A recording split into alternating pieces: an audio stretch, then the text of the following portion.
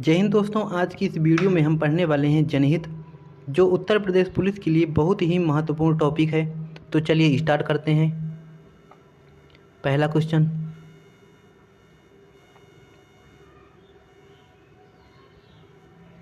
भारत के बहुधर्मी समाज और सांस्कृतिक विविधताओं के बीच वह कौन सा पर्व प्रमुख गुण है जो एक पुलिस अधिकारी के लिए अपरिहार्य है? पहला, कानून के अनुपालन के सुनिश्चित हेतु अड़िग रहना। दूसरा, परिस्थितियों के साथ तालमेल बैठाना। तीसरा, जनहित के लिए कानून का व्यवहारिक प्रयोग करना। चौथा, संवैधानिक संस्थाओं एवं कानूनों को सर्वोपरि रखते हुए जनहित को सुनिश्चित करना। तो इसका राइट आंसर होगा ऑप्शन नंबर डी, संवैधानिक संस्थाओं एवं कानूनों को सर्वोपरि रखते हुए जनहित को सुनिश्चित करना। अगला क्वेश्चन, एक पुलिस अधिकारी के रूप में आप एक ऐसी परिस्थिति में स्वयं को पाते हैं जहां एक ओर तो जनहित के प्रभावित होने का प्रश्न है, वहीं दूसरी ओर कानून का अनुपालन खतरे में है। ऐसे में आपके द्वारा की जाने वाली तर्कसंगत कार्यवाही होगी। पहला, बिना जनहित की परवाह किए केवल कानून के अनुपालन पर ही ध्यान केंद्रित करेंगे। दूसरा, जनहित के लिए कानून की अवहेलना को नज़रअंदाज करेंगे। तीसरा, कानून की रक्षा के लिए अगर सख्ती करनी पड़े तो करेंगे। चौथा, पूरे मुद्दे की गहराई से जांचकर मध्य मार्ग तलाश करेंगे जहां जनहित को न्यूनतम प्रभावित करते हुए कानून की रक्षा की जा सके। तो इसका राइट आंसर होगा ऑप्शन नंबर डी, पूरे मुद्दे की गहराई से जांचकर मध्य मार्ग तलाश करेंगे जहां जनहित को न्यूनतम प्रभावित करते हुए कानून की रक्षा की जा सके। अगला क्वेश्चन, पुलिस के लिए जनहित में निम्नलिखित में से कौन शामिल नहीं है? पहला, महिलाएं सुरक्षा, संवेदनशीलता और सम्मान का अनुभव करें। दूसरा, जनता के वैधानिक अधिकारों की रक्षा हो। तीसरा, किसी व्यक्तिगत व्यवसाय के संवर्धन हेतु सरकारी नौकरियों का प्रयोग किया जाए।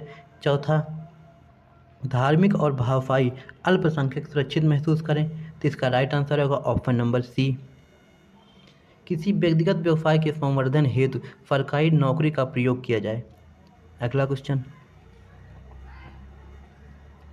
जनहित का संबंध सामाजिक मुद्दों के साथ साथ मानवीय हितों से भी है। सामाजिक हितों की बहाली के लिए कानून और दंड व्यवस्था का सहारा भी लेना पड़ता है। ऐसे में प्रथम प्रहरी के रूप में पुलिस को पहला, अधिक सचेत और संवेदनशील भूमिका निभानी पड़ती है। दूसरा, अधिकाधिक अपराधियों के लिए दंड सुनिश्चित करना होता है। तीसरा, केवल सामाजिक सुरक्षा के लिए ही कार्य करना होता है। चौथा, अधिक चालान तथा जुर्माना वसूलना होता है। तो इसका राइट आंसर होगा ऑप्शन नंबर ए, अधिक सचेत तथा संवेदनशील भूमिका निभानी पड़ती है। अगला क्वेश्चन,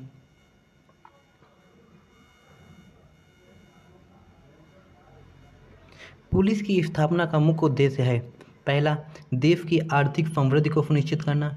दूसरा, समाज में रहने वाले व्यक्तियों के हितों की रक्षा करना। तीसरा, जनता से अधिक टैक्स वसूल करना। चौथा, हत्या के अपराधियों को हर कीमत पर पकड़ना। तो इसका राइट आंसर होगा ऑप्शन नंबर बी, समाज में रहने वाले व्यक्तियों के हितों की रक्षा करना। अगला क्वेश्चन, आप एक कर्मठ, सत्यनिष्ठ और कर्तव्यपरायण पुलिस अधिकारी हैं। ऐसे में निम्नलिखित में से कौन सा कार्य आप नहीं करेंगे? पहला, वैधानिक उपबंधों की रक्षा करेंगे। दूसरा, संवैधानिक संस्थाओं का सम्मान करेंगे। तीसरा, मौलिक कर्तव्यों को सख्ती से लागू करेंगे।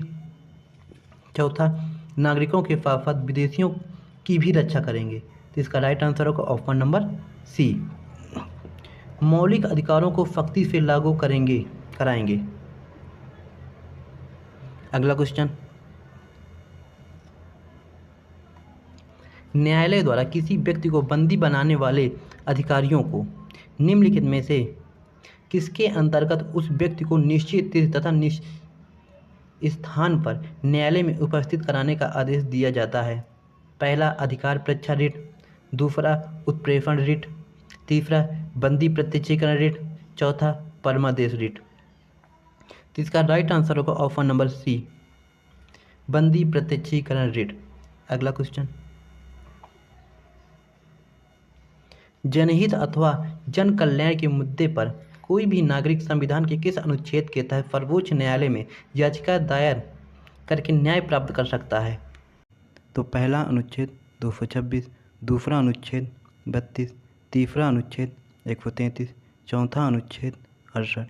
तो इसका राइट आंसर होगा ऑप्शन नंबर बी, अनुच्छेद 32। अगला क्वेश्चन, पुलिस व्यवस्था को आधुनिक, सक्षम और व्यवहार कुशल होना चाहिए। ऐसे में वह कौन सा व्यवहार होगा जो उपरोक्त कथन को वास्तविकता में बदलने के लिए सर्वाधिक महत्वपूर्ण है? पहला, पुलिस की भर्ती के नियमों को और अधिक चुनौतीपूर्ण बनाया जाए। दूसरा, पुलिस ट्रेनिंग के दौरान अत्याधुनिक हथियारों की ट्रेनिंग के लिए विदेशी विशेषज्ञों की सहायता ली जाए। तीसरा, पारदर्शी और प्रभावी प्रणाली से भारतीय पुलिसकर्मियों के लिए ट्रेनिंग सेंटर्स का आधुनिकीकरण किया जाए। चौथा, प्रत्येक पुलिसकर्मी को हथियारों के साथ साथ लैपटॉप भी दिया जाए। तो इसका राइट आंसर होगा ऑप्शन नंबर सी, पारदर्शी और प्रभावी प्रणालियों से भारतीय पुलिसकर्मियों के लिए ट्रेनिंग सेंटर्स की आधुनिकीकरण किया जाए। अगला क्वेश्चन, पुलिस के लिए जनहित से निम्नलिखित में से क्या परिलक्षित होता है? पहला, भारत में वर्ष 1970 के उत्तरार्ध में सर्वोच्च न्यायालय के मुख्य न्यायाधीश PN भगवती द्वारा शुरू की गई जनहित याचिका प्रणाली की रक्षा करना। दूसरा, उन सभी मुद्दों और संदर्भों की रक्षा करना जिनका संबंध जनता के व्यापक हितों से हो। तीसरा, भारतीय संविधान की प्रस्तावना में उल्लिखित समाजवादी और पंथ निरपेक्ष गणराज्य के रूप में भारत की रक्षा करना। चौथा, सर्वोच्च न्यायालय द्वारा जनहित के मुद्दों पर जितने भी निर्णय लिए गए हैं उन सभी के अनुपालन को सुनिश्चित करना। तो इसका राइट आंसर होगा ऑप्शन नंबर बी, उन सभी मुद्दों और संदर्भों की रक्षा करना जिनका संबंध जनता के व्यापक हितों से हो। अगला क्वेश्चन,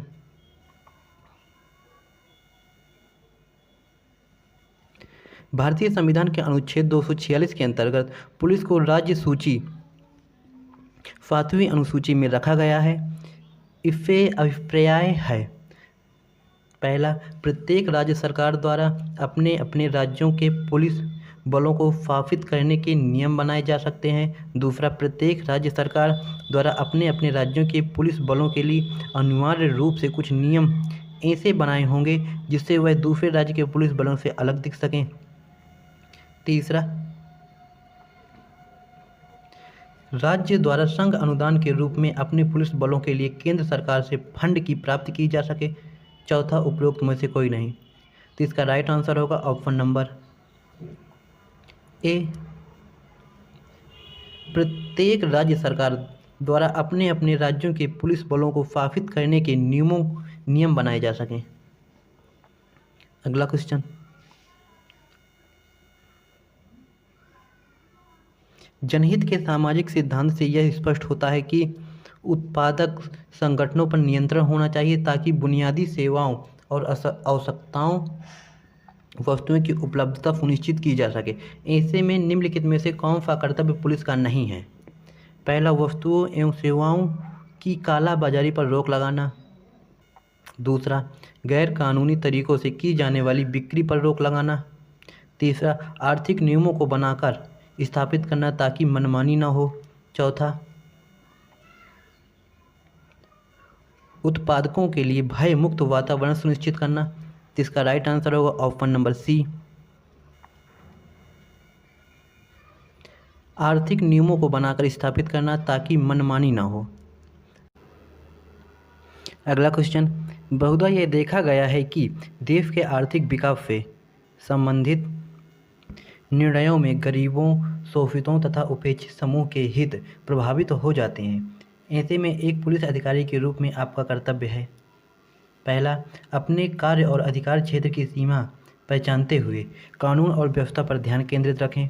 दूसरा, गरीबों, शोषितों तथा उपेक्षित समूह के हक के लिए आवाज़ उठाएं। तीसरा, ऐसी योजनाओं पर कानूनी अंकुश लगाएं जो गरीब विरोधी हों। चौथा, उपेक्षित वर्गों को संरक्षण प्रदान करें। तो इसका राइट आंसर होगा ऑप्शन नंबर ए। अपने कार्य और अधिकार क्षेत्र की सीमा पहचानते हुए कानून और व्यवस्था पर ध्यान केंद्रित रखें। अगला क्वेश्चन,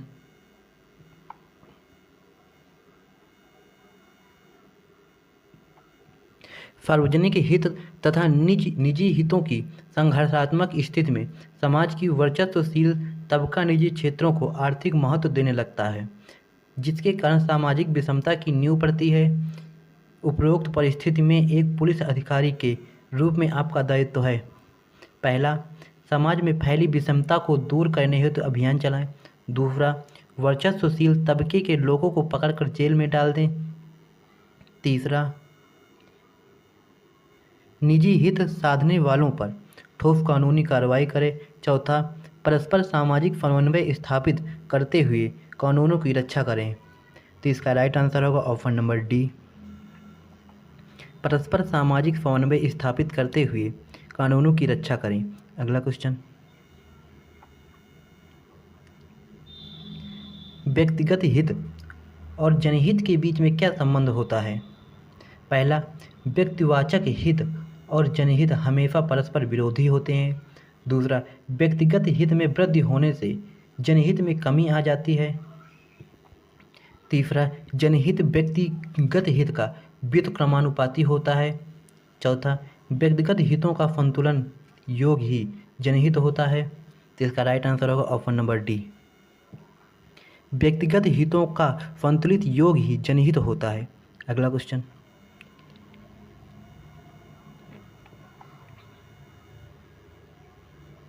जनहित याचिका PIL के संबंध में सही कथन है कौन सा है?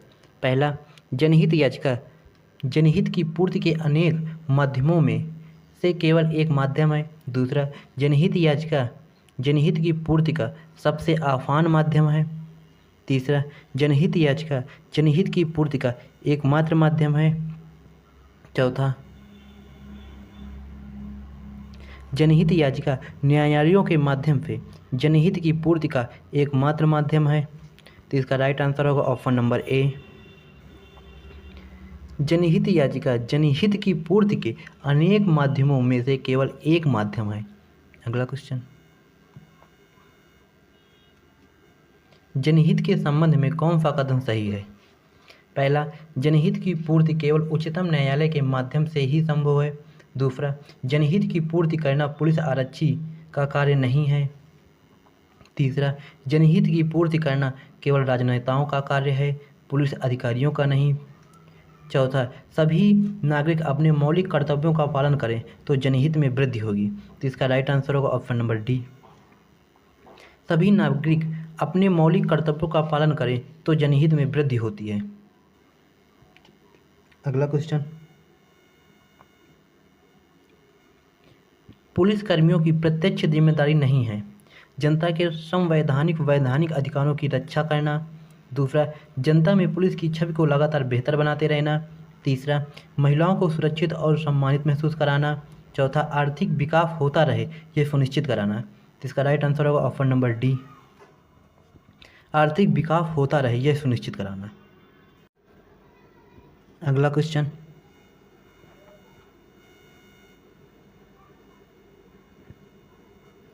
अगर पुलिसकर्मी अपना दायित्व अच्छी तरह नहीं निभाएंगे तब पहला, धार्मिक और भाषाई अल्पसंख्यक सुरक्षित महसूस करेंगे।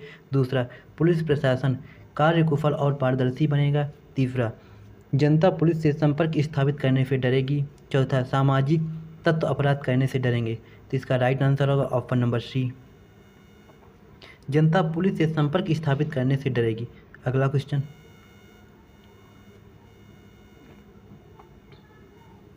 जनहित के संबंध में कौन सा कथन सही है? पहला, बहुसंख्यकों का हित ही जनहित होता है।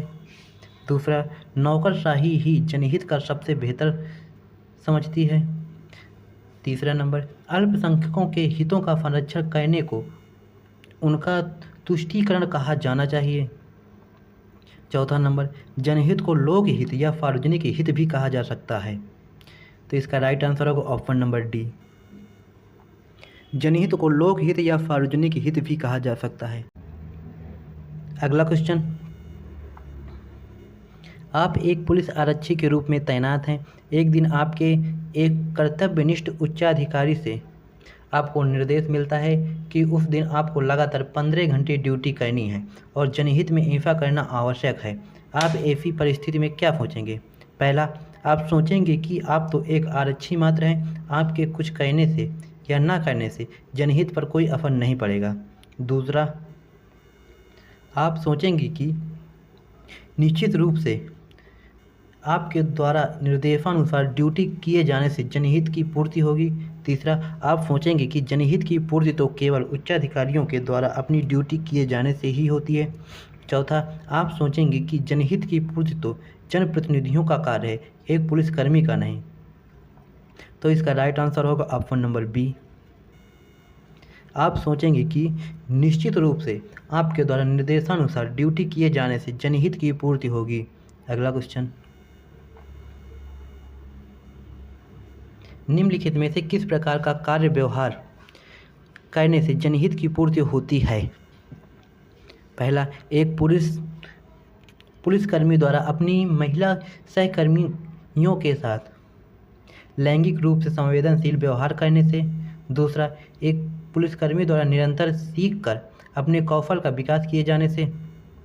तीसरा, एक पुलिसकर्मी द्वारा अपने अच्छे और कुशलतापूर्ण व्यवहार के द्वारा जनता में पुलिस की छवि को बेहतर करने का प्रयासों से। चौथा नंबर, जनहित एक व्यापक संकल्पना है, एक पुलिसकर्मी द्वारा उपरोक्त सभी कार्य किए जाने से जनहित की पूर्ति होती है। तो इसका राइट आंसर होगा ऑप्शन नंबर डी। जनहित एक व्यापक संकल्पना है, एक पुलिसकर्मियों द्वारा उपयुक्त सभी कार्य किए जाने से जनहित की पूर्ति होती है। अगला क्वेश्चन,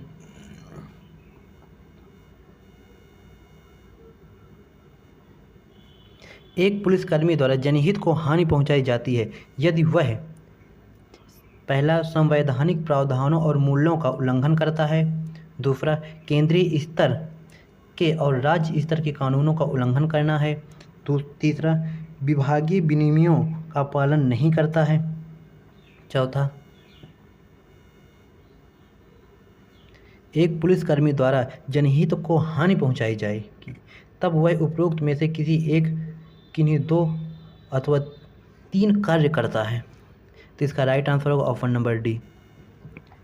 एक पुलिसकर्मी द्वारा जनहित को हानि पहुंचाई जाएगी यदि वह उपरोक्त में से किन्हीं 2 अथवा 3 कार्य करता है। अगला क्वेश्चन, भारत एक लोकतंत्र है। लोकतंत्र इस विश्वास पर आधारित होता है कि प्रत्येक वयस्क व्यक्ति अपने हित का सर्वोत्तम प्रकार से समझता है और इसीलिए प्रत्येक व्यक्ति को मतदान करने का अधिकार दिया गया है। आप एक पुलिसकर्मी के रूप में इसके बारे में क्या सोचते हैं? पहला नंबर, प्रत्येक वयस्क व्यक्ति इस योग्य नहीं होता कि अपने हित को स्वयं समझ सके। दूसरा, महिलाओं का सर्वोत्तम हित केवल उनके पिता, भाई या पुत्र ही समझ सकते हैं। तीसरा नंबर, प्रत्येक वयस्क व्यक्ति को जीवन में सलाह लेने का अधिकार है, अंतिम निर्णय की जिम्मेदारी उसे स्वयं ही लेनी चाहिए। चौथा नंबर, लोकतांत्रिक व्यवस्था में प्रत्येक वयस्क नागरिक की भागीदारी समय और धन की बर्बादी मात्र है। तो इसका राइट आंसर होगा ऑप्शन नंबर सी। प्रत्येक वयस्क व्यक्ति का जीवन में सलाह लेने का अधिकार है, अंतिम निर्णय की जिम्मेदारी उसे स्वयं ही लेनी चाहिए। अगला क्वेश्चन, एक पुलिसकर्मी के माध्यम से जनहित की पूर्ति नहीं होती यदि पहला नंबर, पुलिसकर्मी को अपने व्यवसाय में रुचि है। दूसरा नंबर, पुलिसकर्मी अल्पसंख्यकों और अल्प अधिकार वालों के प्रति संवेदनशील नहीं है। तीसरा नंबर, पुलिसकर्मी के अंदर अनुकूलन की क्षमता अनुपस्थित नहीं है। चौथा नंबर, पुलिसकर्मी अपराध नियंत्रण की क्षमता से रहित नहीं है। तो इसका राइट आंसर होगा ऑप्शन नंबर बी। पुलिसकर्मी अल्पसंख्यकों और अल्प अधिकार वालों के प्रति संवेदनशील नहीं है। अगला क्वेश्चन, एक पुलिसकर्मी के माध्यम से जनहित की पूर्ति नहीं होगी यदि पहला नंबर, पुलिसकर्मी लैंगिक रूप से असंवेदनशील नहीं है।